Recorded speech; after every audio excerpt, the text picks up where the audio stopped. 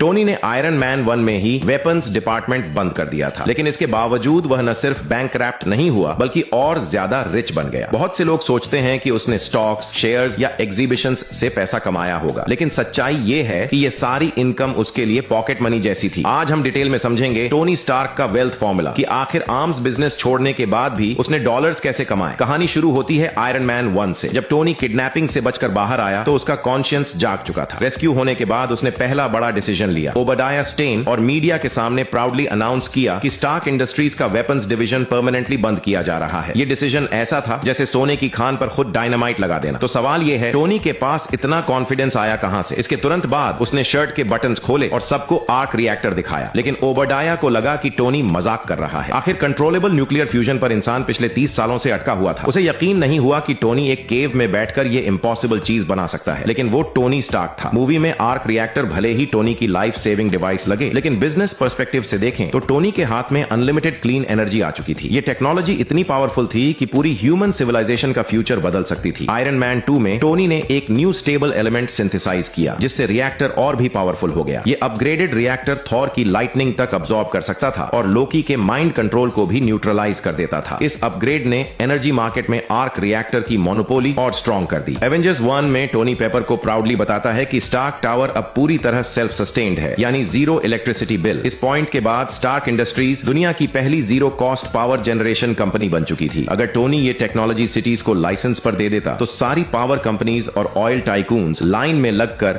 Yes daddy बोलते। Weapons बेचने से कहीं ज्यादा फास्ट और ज्यादा प्रॉफिट इस मोनोपोली से आता। इस डोमिनेंस की कंफर्मेशन 11 साल बाद स्पाइडरमैन नो वे होम में भी मिलती है। जब इलेक्ट्रो मार्वल मेन यूनिवर्स में आया तो उसने इमीडिएटली फील किया कि यहाँ की इलेक्ट्रिसिटी ज्यादा प्योर और ज्यादा पावरफुल है, इतनी पावरफुल कि उसकी अनस्टेबल बॉडी तक फिक्स हो गई। इसीलिए हैप्पी के अपार्टमेंट में आर्क रिएक्टर देखते ही वो लिटरली ड्रूल करने लगा। डॉक्टर ऑक्टोपस भी इसकी वैल्यू अच्छे से समझता था। अनलिमिटेड एनर्जी उसका लाइफ लॉन्ग ड्रीम था और अब कोई उसे ऑलरेडी अचीव कर चुका था। लेकिन टोनी सिर्फ इलेक्ट्रिसिटी बेचकर ही पैसा नहीं बनाता था, वो केओस को बिजनेस अपॉर्चुनिटी में बदलने में भी एक्सपर्ट था। यहाँ एंट्री होती है डैमेज कंट्रोल डीसी की, जो स्पाइडरमैन होमकमिंग में ऑफिशियली इंट्रोड्यूस हुआ। ये ऑर्गेनाइजेशन टोनी स्टार्क और यूएस गवर्नमेंट की जॉइंट वेंचर थी। सोचो, चिटोरी इन्वेजन ने न्यूयॉर्क का आधा हिस्सा उड़ा दिया, अल्ट्रॉन ने सोकोविया पूरा देश ही उड़ा दिया, तो एलियन डेब्री साफ कौन करेगा? इंफ्रास्ट्रक्चर रीबिल्ड कौन करेगा? यहीं स्टार्क इंडस्ट्रीज लीड लेकर आया। सुपर हीरोज डैमेज करते हैं, Stark Industries alien tech recover करता है और सिटीज रिपेयर करता है। गवर्नमेंट इसके बदले मैसिव बिल्स पे करती है। लेफ्ट हैंड से डिस्ट्रक्शन, राइट हैंड से रिकंस्ट्रक्शन, ये कहलाता है परफेक्ट बिजनेस लूप। वॉर हो या पीस, स्टार्क इंडस्ट्रीज की इनकम स्टेडी रहती है। तो हाँ, टोनी स्टार्क सिर्फ जीनियस साइंटिस्ट नहीं था, वो एक नेक्स्ट लेवल बिजनेस मास्टरमाइंड भी था।